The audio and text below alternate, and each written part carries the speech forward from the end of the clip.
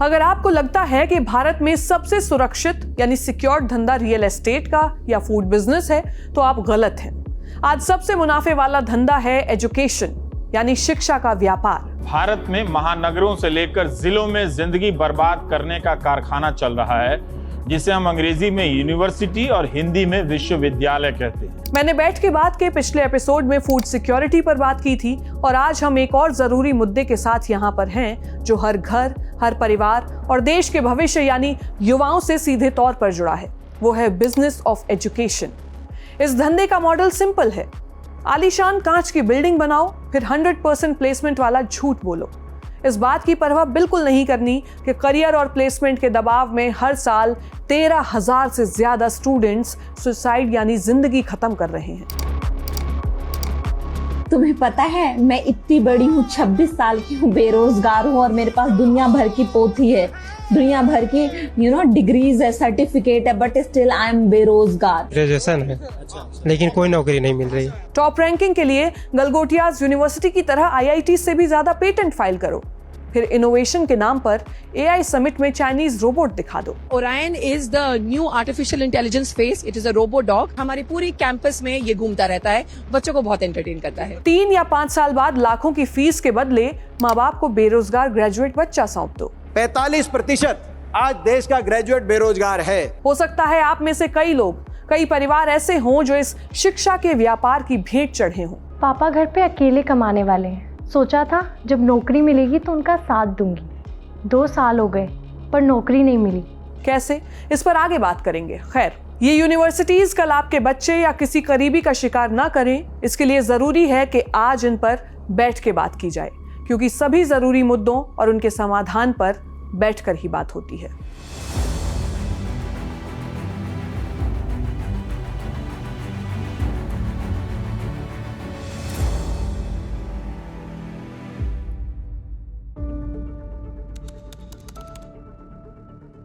इस पूरे सिस्टम में घुसने से पहले आइए भारत में हायर एजुकेशन की कहानी समझते हैं। इसकी शुरुआत हर साल जून जुलाई के महीने से होती है, जब बोर्ड एग्जाम्स के रिजल्ट आते हैं। देश भर के अलग अलग बोर्ड्स यानी CBSE, ICSE और स्टेट बोर्ड्स के करीब 1.5 से 2 करोड़ बच्चे 12वीं की परीक्षा पास करते हैं। मिठाइयां बंटती हैं, लेकिन ये खुशी कुछ ही दिनों की होती है, क्योंकि इसके बाद शुरू होती है भारत की सबसे खौफनाक और अंधी दौड़, the great Indian entrance exams. Medical का सपना है तो नीट, इंजीनियर बनना है तो JEE और अगर सेंट्रल यूनिवर्सिटीज में आर्ट्स, साइंस, कॉमर्स पढ़ना है तो CUET UG। इसके लिए बच्चा 1-2 साल कोटा, सीकर, मुखर्जी नगर या ऑनलाइन कोचिंग में अपनी जवानी और माँ बाप की उम्र भर की गाढ़ी कमाई खपा देता है। उसका टारगेट होता है एक सरकारी कॉलेज या टॉप इंस्टीट्यूट में एडमिशन लेना। लेकिन क्या सिस्टम के पास इन करोड़ों बच्चों के लिए जगह है? जवाब है नहीं। तीनों एंट्रेंस एग्जाम्स में सक्सेस रेट है 3 to 4%, यानी करीब 3% बच्चे ही एम्स, IITs, DU जैसी यूनिवर्सिटीज या टॉप इंस्टीट्यूट्स में एडमिशन ले पाते हैं। कुल मिलाकर भारत का हायर एजुकेशन सिस्टम एक ऐसा फिनल है जो टॉप के 3-4% बच्चों को छांट लेता है और बाकी के 97% बच्चों को सिस्टम से बाहर फेंक देता है। ये बच्चे नालायक या फेलियर नहीं हैं, बस हमारी सरकारों के पास इतने कॉलेज और सीट्स ही नहीं हैं कि इन्हें पढ़ाया जा सके। अब सवाल ये उठता है कि जिन 97% बच्चों का सरकारी कॉलेज में नहीं हुआ एडमिशन, वो जाएंगे कहाँ? पढ़ाई तो छोड़ नहीं सकते। यहाँ से एंट्री होती है प्राइवेट यूनिवर्सिटीज और कॉलेजेस की। जब बच्चे के पास कोई विकल्प नहीं बचता, तब वो और उसके माँ बाप उन चमचमाते फुल पेज एडवर्टीजमेंट यानी विज्ञापनों की तरफ मुड़ते हैं, जिनमें 100% प्लेसमेंट के साथ लाखों करोड़ों के पैकेज का वादा किया जाता है। भारत में प्राइवेट यूनिवर्सिटीज और कॉलेजेस के पूरे सिस्टम को समझने के लिए इनकी पैदाइश की कहानी जानने थोड़ा पीछे चलते हैं। 90 के दशक में दुनिया भर में कंप्यूटर, सॉफ्टवेयर और IT का बूम आने लगा था। ये वो समय था जब भारत में हायर एजुकेशन पूरी तरह से सरकार यानी सेंट्रल स्टेट यूनिवर्सिटीज या कुछ गिने चुने चैरिटेबल ट्रस्ट के हाथों में थी। उस वक्त देश में 2 बड़ी चीजें एक साथ हो रही थी। पहला, डेमोग्राफिक डिविडेंड यानी भारत की आबादी तेजी से जवान हो रही थी और लाखों बच्चे 12वीं पास करके निकल रहे थे। वहीं दूसरी तरफ देश इकोनॉमिक क्राइसिस से गुजर रहा था। इससे निपटने के लिए सरकार LPG रिफॉर्म्स यानी लिबरलाइजेशन, प्राइवेटाइजेशन, ग्लोबलाइजेशन लेकर आई। भारतीय इकोनॉमी यानी इंडियन इकोनॉमी के दरवाजे दुनिया के लिए खोल दिए गए। इसका सीधा असर ये हुआ कि देश में IBM, माइक्रोसॉफ्ट, ओरेकल जैसी विदेशी कंपनियां आने लगी। अमेरिका और यूरोप की इन कंपनीज को सस्ते और अंग्रेजी बोलने वाले इंजीनियर चाहिए थे। उधर खेतों में पसीना बहाने वाला पिता भी चाहने लगा था कि उसके बेटे की उंगलियां कंप्यूटर के कीबोर्ड पर चलें। यहां से जन्म हुआ भारत की सबसे बड़ी मिडिल क्लास फैंटेसी का, मेरा बेटा इंजीनियर बनेगा। लेकिन मुश्किल ये थी कि सरकार के पास ना तो रातों रात सैकड़ों नए IITs NITs खोलने का पैसा था और ना ही इच्छा शक्ति। डिमांड आसमान पर थी और सप्लाई जमीन पर। जब सरकार इस डिमांड को पूरा करने में फेल हुई तो उसने प्राइवेट प्लेयर्स को न्योता दे दिया। इसकी नींव राजीव गांधी सरकार की 1986 की national policy of education NPE में ही रख दी गई थी। फिर 1992 में नरसिम्हा राव ने इसे आगे बढ़ाया। सेल्फ फाइनेंसिंग यानी अपनी फीस खुद वसूलने वाले कॉलेजेस के कॉन्सेप्ट को हरी झंडी मिल गई। सरकार ने मान लिया कि हायर एजुकेशन के लिए अब प्राइवेट इन्वेस्टमेंट यानी प्राइवेट सेक्टर का पैसा जरूरी है। शिक्षा जो अब तक एक पब्लिक गुड थी, वो धीरे धीरे प्राइवेट सर्विस बनने लगी थी। हालांकि सरकार को यह डर भी था कि कहीं ये कॉलेज खराब क्वालिटी की पढ़ाई ना कराने लगे। ऐसे में टेक्निकल एजुकेशन यानी इंजीनियरिंग, MBA, फार्मेसी की क्वालिटी कंट्रोल के लिए AICTE यानी all India council for technical education को पावर दी गई। नए कॉलेजेस खोलने की पावर अब AICTE के हाथ में आ गई थी। क्योंकि सरकार इन प्राइवेट कॉलेजेस को फंड नहीं देती थी, इसलिए मैनेजमेंट कोटा और कैपिटेशन फीस यानी डोनेशन का खेल शुरू हुआ। बड़े बड़े राजनेताओं और रियल एस्टेट वालों को ये समझ आ गया था कि भारत में एजुकेशन एक ऐसा धंधा है जहां मंदी कभी नहीं आती, क्योंकि भारतीय माँ बाप जमीन बेचकर भी बच्चे को पढ़ाएंगे ही। खाली पड़ी जमीनों पर आलीशान बिल्डिंग्स खड़ी कर दी गई और उन्हें कॉलेज का नाम दे दिया गया। अब प्राइवेट कॉलेज तो कई खुल गए थे, लेकिन वो किसी न किसी सरकारी यूनिवर्सिटी से एफिलेटेड होते थे, जिससे सिलेबस और एग्जाम पर सरकार का कंट्रोल रहता था। लेकिन असली गेम चेंजर आया साल 2003 में, जब UGC रेगुलेशंस 2003 लागू हुआ। इस नियम ने प्राइवेट प्लेयर्स के लिए सीधा यूनिवर्सिटी खोलने का रास्ता साफ कर दिया। अब उन्हें सिर्फ कॉलेज तक सीमित नहीं रहना था, अब वो अपना सिलेबस खुद तय कर सकते थे, अपने एग्जाम खुद ले सकते थे और अपनी डिग्रीज खुद छाप कर बांट सकते थे। साल 2003 में UGC के नियमों ने प्राइवेट यूनिवर्सिटीज को कानूनी हरी झंडी क्या दी। देश के हर हाईवे के किनारे इंजीनियरिंग और मैनेजमेंट कॉलेजेस की बाढ़ सी आ गई। AISHE यानी all India survey on higher education के आंकड़े बताते हैं कि साल 2010 और 11 में भारत में कुल कॉलेजेस की संख्या करीब 32,974 थी, जो 2021 और 22 में बढ़कर 45,473 हो गई। यानी सिर्फ एक दशक में करीब 12,500 नए कॉलेज खुल गए और ये लगभग सारे प्राइवेट थे। यूनिवर्सिटीज का तो और भी बुरा हाल है। 1990 के दशक तक देश में सिर्फ 190 यूनिवर्सिटीज थी। आज ये आंकड़ा 1,168 पार कर चुका है। राजस्थान, गुजरात और मध्य प्रदेश जैसे राज्यों में तो हर साल नई यूनिवर्सिटीज के बोर्ड टंग जाते हैं। आज देश की बड़ी प्राइवेट यूनिवर्सिटीज के पीछे शिक्षाविद कम, राजनेता और बिजनेसमैन ज्यादा हैं। महिला पहलवानों के यौन उत्पीड़न के आरोपी बृजभूषण शरण सिंह के 50 से ज्यादा कॉलेजेस हैं। लवली प्रोफेशनल यूनिवर्सिटी LPU के मालिक अशोक मित्तल हैं, जो आम आदमी पार्टी से राज्यसभा सांसद हैं। वहीं OP जिंदल ग्लोबल यूनिवर्सिटी के संस्थापक मशहूर उद्योगपति और BJP सांसद नवीन जिंदल हैं। ये लिस्ट इतनी लंबी है कि मैं पढ़ते पढ़ते थक जाऊं और आप सुनते सुनते। दरअसल जब नेताओं और बड़े बिजनेसमैन एजुकेशन में पैसा लगाते हैं तो उनका मकसद नोबेल प्राइज जीतना नहीं होता, उनका मकसद ROI यानी रिटर्न ऑफ इन्वेस्टमेंट निकालना होता है। इसके लिए उन्होंने एक बहुत ही क्रूर लेकिन सिस्टमैटिक बिजनेस मॉडल तैयार किया। जब कोई 17 साल का बच्चा या उसके मिडिल क्लास माता पिता एडमिशन के लिए आते हैं तो वो क्या देखते हैं? वो प्रोफेसर्स की रिसर्च पेपर या लैब के इक्विपमेंट्स नहीं देखते, वो देखते हैं आलीशान कांच की बिल्डिंग, 5 स्टार होटल जैसा कैफेटेरिया, AC क्लासरूम्स और ओलंपिक साइज स्विमिंग पूल। बात केवल मिडिल क्लास की नहीं है।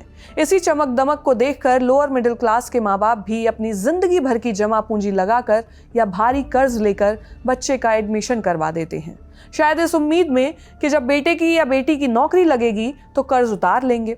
क्योंकि एडमिशन के वक्त उन्होंने भी वो 100% प्लेसमेंट गारंटी वाला पोस्टर देखा होता है। कॉलेज इन दिनों इसे ब्रह्मास्त्र की तरह इस्तेमाल करते हैं, लेकिन जरा सोचिए, अगर आज IIT बॉम्बे या IIM अहमदाबाद भी 100% प्लेसमेंट की गारंटी नहीं दे रहे तो हाईवे के किनारे खुला एक प्राइवेट कॉलेज ये चमत्कार कैसे कर लेता है? हकीकत ये है कि इसके पीछे डेटा मैनिपुलेशन यानी आंकड़ों की बाजीगरी का एक बहुत बड़ा फ्रॉड चल रहा है। आइए 100% प्लेसमेंट की इन 3 सबसे बड़ी ट्रिक्स को डिकोड करते हैं। पहली ट्रिक है द एलिजिबिलिटी क्लॉज। ब्रोशर के 100% प्लेसमेंट दावे पर एक बारीक सा स्टार एस्टेरिस्क लगा होता है, जो दरअसल एक फिल्टर है। शर्त रख दी जाती है कि प्लेसमेंट में वही बैठेगा जिसके 75% मार्क्स हों और कोई बैक यानी सप्लीमेंट्री ना हो। 500 बच्चों के बैच में 300 तो इसी शर्त से बाहर हो जाते हैं। बचे 200 में से 190 को कॉलेज जैसे तैसे जॉब दिलाता है और ढिंढोरा पीटता है कि 100% प्लेसमेंट ऑफ एलिजिबल स्टूडेंट्स। दूसरी ट्रिक है ऑफ कैंपस पैकेज का इल्यूजन। अखबारों में विज्ञापन छपता है हाईएस्ट पैकेज 50 लाख। हकीकत में ये जॉब कॉलेज ने नहीं दिलाई होती। बैच का कोई एक ब्रिलियंट बच्चा अपनी मेहनत से ऑफ कैंपस गूगल या माइक्रोसॉफ्ट जैसी नौकरी निकालता है और कॉलेज उसकी फोटो छापकर पूरा क्रेडिट ले लेता है, जबकि कॉलेज का असली एवरेज पैकेज पिछले 15 सालों से 3-4 लाख रुपए पर ही अटका हुआ है। तीसरी ट्रिक फेक इंटर्नशिप और कॉन्ट्रैक्ट जॉब्स हैं। जब कॉलेज में कंपनीज नहीं आती तो 100% का आंकड़ा छूने के लिए बच्चों को अनपेड इंटर्नशिप्स, 2-3 महीने की कॉन्ट्रैक्ट और पार्ट टाइम जॉब्स में धकेल दिया जाता है, लेकिन इन्हें रजिस्टर में फुल टाइम कॉर्पोरेट प्लेसमेंट लिख लिया जाता है और फिर सीना ठोक कर कहा जाता है कि हमारा प्लेसमेंट 100% है। बड़ी यूनिवर्सिटी सिर्फ शिक्षा का व्यापार नहीं कर रही होती, वो असल में पहले सपने बेचती हैं। इन सपनों को पूरा करने के पीछे एक मिडिल या लो मिडिल क्लास फैमिली की पूरी बचत और बजट टिका होता है। कभी कभी पूरा परिवार मिलकर ये फैसला करता है कि घर के कौन से बच्चे पर निवेश किया जाए। सबको तो ये मौका मिल भी नहीं पाता, क्योंकि फीस का इंतजाम करना सबसे बड़ी चुनौती होती है। हमारे देश के कॉलेज यूनिवर्सिटीज के हॉस्टल्स में जाकर देखेंगे तो घुटन भरे कमरों में आपको ऐसी बहुत सी कहानियां सांस लेती मिल जाएंगी। कॉलेज यूनिवर्सिटीज के 100% प्लेसमेंट गारंटी वाले दावों और असल हकीकत में जमीन आसमान का फर्क है। रिपोर्ट्स बताती हैं कि देश के मुश्किल से 7% कॉलेज ही असल में 100% प्लेसमेंट मैनेज कर पाते हैं। बाकी सब सिर्फ डेटा की हेरा फेरी है। चलिए एजुकेशन को बिजनेस बना चुके प्राइवेट कॉलेजेस को 1 मिनट के लिए छोड़ देते हैं। बात करते हैं देश के सबसे प्रीमियम इंजीनियरिंग संस्थानों की, यानी IITs की, जिन्हें हम एक्सीलेंस का मंदिर मानते हैं। आज उनका क्या हाल है? राइट टू इंफॉर्मेशन यानी RTI से मिले डेटा और प्लेसमेंट की हकीकत ये है कि IITs में 10 में से केवल 6 स्टूडेंट्स को ही कैंपस प्लेसमेंट मिल पा रहा है। देश की सबसे पुरानी और प्रतिष्ठित IIT यानी IIT खड़गपुर में करीब 40% स्टूडेंट्स को प्लेसमेंट ही नहीं मिल पा रही। हालात इतने खराब हैं कि देश के 14 IITs में करीब 20% स्टूडेंट्स ऐसे हैं जिन्हें पास आउट होने के 2 साल बाद तक भी नौकरी नहीं मिल पा रही है। और वो जो करोड़ों के पैकेज की हेडलाइंस आप अखबारों में पढ़ते हैं ना, वो सिर्फ एक्सेप्शंस हैं। सच्चाई ये है कि 2021 से 2023 के प्लेसमेंट सीजन के दौरान इन टॉप संस्थानों में भी मीडियन सैलरी सिर्फ 10 लाख रुपए से 20 लाख रुपए के बीच ही सिमट कर रह गई। जब देश के सबसे होनहार बच्चों का ये हाल है तो एक आम प्राइवेट कॉलेज से निकलने वाले बच्चे का क्या होता होगा? यहां से शुरू होता है भारत का सबसे खौफनाक संकट, the employability crisis. India today की रिपोर्ट के मुताबिक भारत में हर 4 में से सिर्फ 1 MBA, हर 5 में से 1 इंजीनियर और हर 10 में से मुश्किल से 1 ग्रेजुएट नौकरी करने के लायक है। इंडिया स्किल्स रिपोर्ट 2025 के आंकड़े बताते हैं कि हमारे 50% से ज्यादा ग्रेजुएट्स के पास वो स्किल्स ही नहीं हैं जो आज इंडस्ट्री को चाहिए। डिग्रीज बंट रही हैं लेकिन दिमाग खाली है। हम अक्सर मंचों से सीना चौड़ा करके कहते हैं कि चीन के बाद भारत के पास दुनिया का सबसे बड़ा यूनिवर्सिटी और कॉलेज नेटवर्क है। बिल्कुल है, लेकिन जरा क्वांटिटी के साथ क्वालिटी का आईना भी देख लीजिए। दुनिया की टॉप यूनिवर्सिटीज में भारत की कोई यूनिवर्सिटी स्टैंड ही नहीं करती है। QS वर्ल्ड यूनिवर्सिटी रैंकिंग्स की लिस्ट के टॉप 100 में भारत की एक भी यूनिवर्सिटी नहीं है। वहीं शंघाई रैंकिंग्स में टॉप 100 तो छोड़ दीजिए, इसके टॉप 500 की लिस्ट में भी भारत के संस्थान बाहर ही खड़े नजर आते हैं। आखिर ऐसा क्यों हो रहा है? जवाब आसान है। हमारे कॉलेजेस में चमचमाती बिल्डिंग्स तो बन गई, लेकिन पढ़ाने वाले प्रोफेसर गायब हैं। डेटा बताता है कि देश की यूनिवर्सिटीज में 50% से ज्यादा प्रोफेसर्स की पोस्ट खाली पड़ी हैं। कैग की रिपोर्ट कहती है कि हमारे कई टॉप IITs तक में फैकल्टी की भारी कमी है। वहाँ इंफ्रास्ट्रक्चर है, लैब्स हैं, लेकिन बच्चों को गाइड करने के लिए प्रोफेसर्स ही नहीं हैं। UGC के अंडर हर साल धड़ाधड़ नए कॉलेज रजिस्टर हो रहे हैं। उनकी संख्या रॉकेट की स्पीड से बढ़ रही है। AISHE का डेटा कहता है कि इंडिया के 80% कॉलेज प्राइवेटली मैनेज्ड हैं, लेकिन जब वहाँ 56% टीचर ही नहीं हैं तो ये कॉलेज चल कैसे रहे हैं? दरअसल ये कॉलेज नहीं, रियल एस्टेट के प्रोजेक्ट्स हैं, जहाँ बच्चे कस्टमर हैं, डिग्री एक प्रोडक्ट है और 100% प्लेसमेंट सिर्फ एक मार्केटिंग की झूठी टैगलाइन।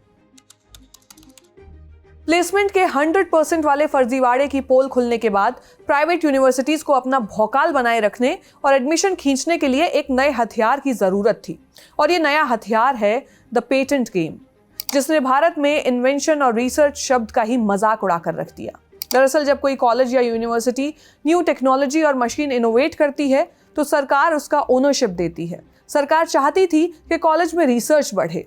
इसके लिए नियम बनाया गया कि पेटेंट फाइल करने पर 2 लाख रुपए तक रीइंबर्समेंट मिलेगा, लेकिन भारत के कुछ कॉलेजेस ने पेटेंट को ही मार्केटिंग टूल बना दिया। इसके पीछे एक बड़ी खामी है। दरअसल कॉलेजेस को हर साल पेटेंट फाइल के बेस पर NIRF और NAAC नाक रैंकिंग मिलती है, लेकिन कैच ये है कि ये रैंकिंग पेटेंट के ग्रांट यानी असल में पेटेंट पास होने पर उतनी निर्भर नहीं करती जितनी बल्क में पेटेंट फाइल यानी सिर्फ आवेदन करने पर करती है। इसी लूपहोल का फायदा प्राइवेट कॉलेजेस उठाते हैं। कैसे, इसे समझते हैं। देश की सभी IITs का डेटा मिला लें तो 2020 से 2025 के बीच इन्होंने कुल 6,558 पेटेंट फाइल किए, जिनमें से 2,806 पास हो गए। अप्रूवल या सक्सेस रेट शानदार 43% रहा। अब जरा इसकी तुलना हाई वॉल्यूम प्राइवेट यूनिवर्सिटीज से करते हैं। लवली प्रोफेशनल यूनिवर्सिटी ने पिछले 5 सालों में 7,096 यानी 7,096 पेटेंट फाइल किए, जिनमें से सिर्फ 164 को मंजूरी मिली। वहीं हाल ही में विवादों में रही गलगोटियाज यूनिवर्सिटी ने 5 सालों में 2233 पेटेंट फाइल किए, इनमें से महज 2 को मंजूरी मिली। ये गलगोटियाज यूनिवर्सिटी खुद को एकेडमिक पेटेंट इनोवेटर्स की लिस्ट में होने का ढिंडोरा पीट रही है। 2022 और 23 में गलगोटियाज यूनिवर्सिटी ने देश की सभी टॉप IITs से ज्यादा पेटेंट फाइल किए, लेकिन AI समिट में चाइनीज रोबोट और कोरियन ड्रोन को अपना प्रोजेक्ट बताकर पेश किया गया।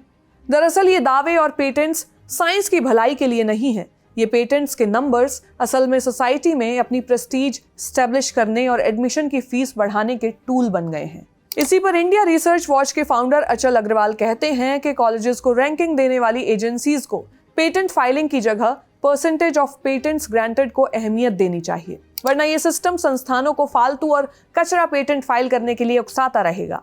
इससे न सिर्फ टैक्स पेयर्स के पैसे की बर्बादी होती है, बल्कि पेटेंट एग्जामिनर्स का कीमती समय भी बर्बाद होता है।